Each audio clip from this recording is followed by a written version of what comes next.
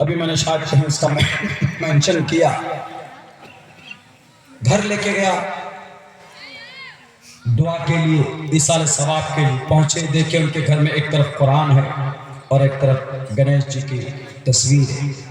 گنیش جی جانتے ہیں شیو جی کے بیٹے، پاروتی کے بیٹے. ایک طرف گنیش جی، ایک طرف قرآن. ہم نے کہا کہ واٹ از ریلیشن شپ، کیا میٹر بھی، کیا رشتہ ہے بیچ میں؟ ایک طرف قرآن، ایک طرف اوپر تصویر ہے، نیچے قرآن.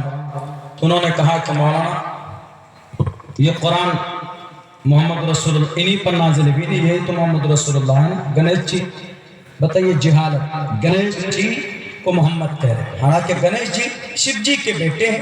ہمارے ہندو بھائیوں کی نظر میں ان کا ایک سمان ہے، ہم ان کے اہانت نہیں کرتے. وَلَا تَسُبُّوا الَّذِينَ يَدْعُونَ مِن دُونِ اللَّهِ، اس پر عمل کرتے ہوئے. لیکن اس آدمی کا کانسیپٹ دیکھیے، وہ کون تھا؟ وہ کلمہ پڑھنے والا تھا، ایک مومن تھا وہ. ان کا کانسیپٹ دیکھیے. ہم نے کہا کہ بھئی کس نے آپ کو بتایا کہ یہ قرآن ان صاحب پر نازل ہوا؟ انہوں نے کہا کہ کون بتائے گا، بچپن میں ہم نے سنا تھا اور تب سے برکتاً ان دونوں کو ایک جگہ کمبائن کر دے رکھے ہوئے.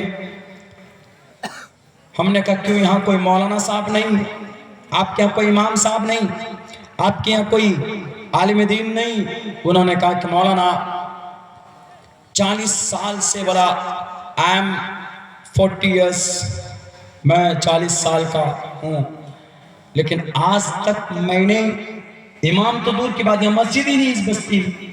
تب 90 کلومیٹر دور سے آپ لوگوں کو بلا کر لائے دعا کرنے کے لیے، میرے ابا کا، میرے والدین کا، ان کی ایصال ثواب کے لیے. بتائیے ایک عالم نہ ہونے کی وجہ سے عقیدہ کہاں چلا جائے. Therefore we should to respect our Alam then, our علماء کرام. ہمیں ان کا سمان اور ہمیں ان کی عزت کرنی چاہیے. علماء نہیں، قرآن کی تعلیم نہیں تو آپ کا عقیدہ ختم ہو جائے گا. کون بتائے گا نبی پاک علیہ السلام کی سیرت کو؟ لوگ گانے دیتے نبی پاک علیہ السلام کے حوالے سے کہ آپ علیہ السلام ایسے تھے، آپ علیہ السلام ویسے تھے. لوگ بڑے الٹے سیدھے بولیں گے، لیکن ہمارے علماء ہوں گے تو لوگوں کے سامنے کھول کھول کر بیان کریں گے.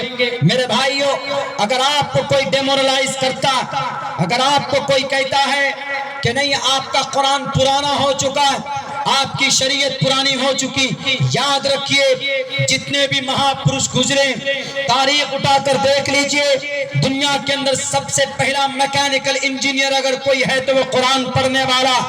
دنیا کے اندر سب سے پہلا اگر کوئی سول انجینئر ہے تو وہ قرآن پڑھنے والا. دنیا کے اندر اگر سب سے پہلا ڈاکٹروں کا امام ہے تو قرآن پڑھنے والا ابو بکر محمد بن زکریا الرازی. دنیا کے اندر اگر سب سے پہلا کوئی آیورویدک دوائی کی کھوج کرنے والا ہے آرگینک انڈیا تو وہ قرآن پڑھنے والا ابو منصور بغدادی. دنیا کے اندر اگر آئی سرجن ہے، آنکھوں کی موتیا بند کا علاج کرنے والا، آپریشن کرنے والا تو وہ قرآن پڑھنے والا احمد بن موسیٰ ابو القاسم موسیٰ شاکر ہے. اگر دنیا کے اندر سب سے پہلے دنیا کے اندر اگر کسی نے آپریشن کی کھوج کی، اس کے آلات کوئی بنائے تو وہ قرآن کریم پڑھنے والا ابو القاسم ابو القیس البوبکیس ابو القاسم الزہراوی ہے. یورپ کے اندر ان کا نام ابو القیس البوکسیس نام سے اس کو جانا جاتا. یورپ کے اندر قاسم ابو القاسم الزہراوی کو وہ قرآن پڑھنے والا تھا، وہ شریعت کو ماننے والا تھا. اور ایک نام تو میں نے آپ کو بتایا ہی ہے، دنیا کا سب سے بڑا اور پہلا رائٹر، سب سے مہان رائٹر، دنیا کا سب سے بڑا اتہاسک رائٹر اگر کوئی ہے تو اس شخص کا نام ابن خلدون ہے جو قرآن کا پڑھنے والا. دنیا کا سب سے بڑا میتھمیٹیشن اگر کوئی ہے تو وہ قرآن پڑھنے والا ابن ماجہ. دنیا کے اندر سب سے بڑا اگر کوئی جیولوجسٹ ہے، جیولوجسٹ یہی ہے نا ماڈرن جیولوجسٹ کون ہے؟ میتھمیٹیشن کون ہے؟ میتھمیٹیشن کا سب سے پہلا بڑا نام ابن باجا، اور سب سے بڑا جیولوجسٹ کا نام اب حمید اللہ بغدادی، اور سب سے پہلے جناب آئی سرجن موتیا بن ہو جائے، آنکھ کا آپریشن ضروری ہے، اس کی کھوج کرنے والا سب سے پہلا کون؟ ابھی آپ کے سامنے میں نے نام پیش کیا، احمد بن موسیٰ شاکر کا نام آتا ہے دنیا کے سامنے میں۔ ساری تاریخ ہم سے جڑی ہوئی، قرآن پڑھنے والوں سے جڑی ہوئی، اور آج ہم یہ سمجھتے ہیں کہ قرآن پڑھنے والے، مدرسے میں پڑھانے والے لوگ بے وقوف ہوتے ہیں۔ نہیں، بزدل نہیں ہوتے، بے وقوف نہیں ہوتے۔ تاریخ گواہ ہے، انگریز کے سامنے میں 1919 میں اپریل مئی جون میں اگر ظالم انگریز کے سامنے توپ کے سامنے میں کھڑے ہو کر اگر کسی کے سینے چھلنی ہوئے تھے تو یہی جلیانوالہ باغ ہے۔ میں گیا 31 تاریخ کو وہاں جلیانوالہ باغ، میں نے فوٹو بھی وہاں پر کھینچے ہیں۔ جلیانوالہ باغ کی تاریخ یہ ہے کہ جب انگریز پنجاب میں، صوبہ پنجاب میں مارشل لا نافذ کر دیا کہ کوئی انسان ادھر سے ادھر نہیں جائے۔ اس وقت کا ایک بڑا ظالم فوجی تھا جس کو جنرل ڈائر بولتے ہیں، انگریزوں کا جنرل ڈائر، اس کے سامنے میں یہ خبر پہنچی کہ جنرل ڈائر آج کانفرنس ہونے والے، کہاں؟ جلیانوالہ باغ۔ اسی طرح سے، بالکل اسی طرح سے گول ہے لیکن اس کا 3 گنا بڑا ہے، جیسے یہ پورا یہاں پہ دکھ رہا ہے، پورا باغ ہے، گھرا ہوا ہے۔ ایک راستہ ہے 6 یا 7 فٹ کا، میں اس کا فوٹو ویڈیو بنا کر کے لایا ہوں، میرے موبائل میں ہے، 6 یا 7 فٹ کا ہے وہ، ایک ہی راستہ ہے۔ لیکن آزاد کرنے کے لیے اس دیش کو 1919 میں تقریباً 15,000 لوگ اس مارشل لا قانون کے خلاف وہ اس جگہ پر جمع ہوئے، اس فیلڈ میں جا کر جمع ہوئے۔ جنرل ڈائر کو خبر لگی، جنرل ڈائر دلی سے 2 لاکھ فوج لے کر پہنچتا ہے، کہاں؟ امرتسر میں ہے، جہاں گولڈن ٹیمپل، سورن مندر ہے ہمارے سکھ بھائیوں کا۔ میں سورن مندر بھی گیا، گولڈن ٹیمپل بھی گیا، وہ پوری مندر سونے سے انہوں نے بنایا ہوا۔ جب جلیانوالہ باغ میں ہم گئے، دیکھا ہم نے، واقعتاً جانے کے بعد وہاں رونا آتا ہے دیکھ کر۔ اس 15,000 مجمع کو سمبودھت کرنے والے، دیش کو آزاد کرنے کے لیے تقریر کرنے والے کون تھے وہاں پر؟ مولانا شوکت علی صاحب، مولانا شوکت علی صاحب وہ تھے وہاں پر۔ 15,000 لوگوں کو سمبودھت کر رہے ہیں، تقریر کر رہے ہیں، دیش کیسے آزاد ہوگا، ہم غلامی نہیں کر سکتے، یہ سب بات چل رہی ہوگی۔ جنرل ڈائر کو خبر لگی، 2 لاکھ فوج لے کر پہنچا، اور بالکل گیٹ پر، جسٹ سامنے میں گیٹ پر مشین گن لگاتا ہے، مشین گن لگا کر بنا کوئی اناؤنسمنٹ کیے ہوئے گولیاں چلانا شروع کر دیتا ہے۔ تقریباً کئی گھنٹے گولیاں چلتی ہے، لوگ بھاگتے ہیں وہاں سے۔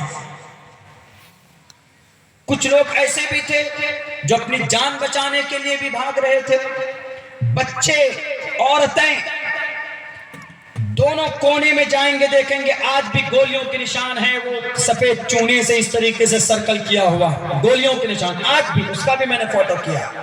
اور اسی جلیانوالہ باغ میں ایک کنواں، اس کنویں کے اندر کئی سو لوگ کود گئے، وہ کنواں بھر جاتا ہے لاشوں سے، انسان کی بور اس کے اوپر بھی گولیاں چلائے تاکہ جان بچ سکے، لیکن انگریز کے مشن کو کامیاب نہیں ہونے دیا۔ جنرل ڈائر نے کہا، جب اس کی گولیاں ختم ہو گئی تو جنرل ڈائر نے کہا کہ اے لوگوں سنو، جو بچ گئے، جو زخمی ہیں انہیں ہاسپٹل لے جانے کی ضرورت نہیں، جو مر گئے ان کو کفن دفن کرنے کی بھی اجازت نہیں۔ میرے بھائیوں، پورا باغ خون سے لت پت ہو چکا تھا، لیکن یہ جوش، یہ طاقت کس نے دلائی تھی؟ There are 4 pillars of our country. ہماری اس دیش کی چوتھا ستمبھ میڈیا، ان میڈیا والوں سے پوچھو، ان بےایمانوں سے جو بےایمان ہو چکے، اپنی ضمیر کو جنہوں نے بیچ لیا، پوچھو کہ اس جلیانوالہ باغ میں تقریر کر کے لوگوں کے خون کو گرما کر انگریز کے خلاف اپنے آپ کو شہید ہونے کے لیے قربان کیا تھا تو کون تھا؟ وہ ایک عالم دین تھا، وہ قرآن پڑھنے والا تھا۔ 1500 لوگ شہید ہو گئے لیکن انگریز کے سامنے جھکے نہیں۔ اگر جھوٹ بولتا ہے عبداللہ تو جاؤ، جلیانوالہ باغ آج بھی زندہ، دونوں باغ کے کونے میں گولیوں کے نشانات آج بھی موجود ہیں۔ اس راستے میں تصویریں بنا دی گئی، جو لوگ شہید ہوئے تھے۔ جنرل ڈائر کو ماننے والا آخر کے اندر میں بھگت سنگھ تھا، اس بھگت سنگھ کی تصویر بھی بنی ہوئی ہے وہاں پر۔ اس کنویں سے جا کر پوچھو جو وہاں کے لاشوں سے بھر گیا تھا، وہ کنواں، اس سے جا کر کے پوچھو کہ ان قرآن پڑھنے والوں نے اس دیش کو کیا دیا، ان مدارس کے اندر پڑھنے والے نبی کی زندگی پر عمل کرنے والوں نے اس دیش کو کیا دیا۔ ہم کبھی بھی غداری نہیں کرتے، نہ ملک کے ساتھ کرتے ہیں نہ اللہ کے ساتھ کرتے ہیں۔ اگر ہم شراب پیتے ہیں تو ہم یہ نہیں کہتے کہ اللہ تو نے کہا شراب مت پی تو میں پیوں گا، نہیں، شراب پیتا ہے شرابی، لیکن دل سے اندر سے ضرور شرمندہ ہوتا ہے کہ ہم گناہ کر رہے ہیں، ہم گناہ کر رہے ہیں۔ دل کے اندر کہیں نہ کہیں اس کو تکلیف یا دل کے اندر کہیں نہ کہیں برا ضرور سمجھتا ہے۔ یہ غداری اللہ سے نہیں ہے کہ اللہ کچھ کہتا ہے اور وہ انسان کچھ کرتا ہے اور ہٹ دھرمی بھی کرتا ہے، ضد پر اڑا رہتا ہے کہ نہیں اللہ کا فرمان ہے تو ہے، میں ایسا کروں گا، ایسا نہیں۔ ہم غدار نہیں، ہم لوٹیرے نہیں، ہم صرف اتنا جانتے ہیں کہ ہماری نبی کی زندگی کے مطابق ہم زندگی گزاریں گے تو ہم یہاں پر بھی کامیاب ہوں گے، ہم وہاں پر بھی کامیاب ہوں گے۔ خواہ مخواہ الگ طرف سوالات لے کر لوگوں کے سامنے میں وہ پیدا کر دیتے ہیں، برننگ ایشوز پیدا کر دیتے ہیں، کبھی مدارس کو لے کر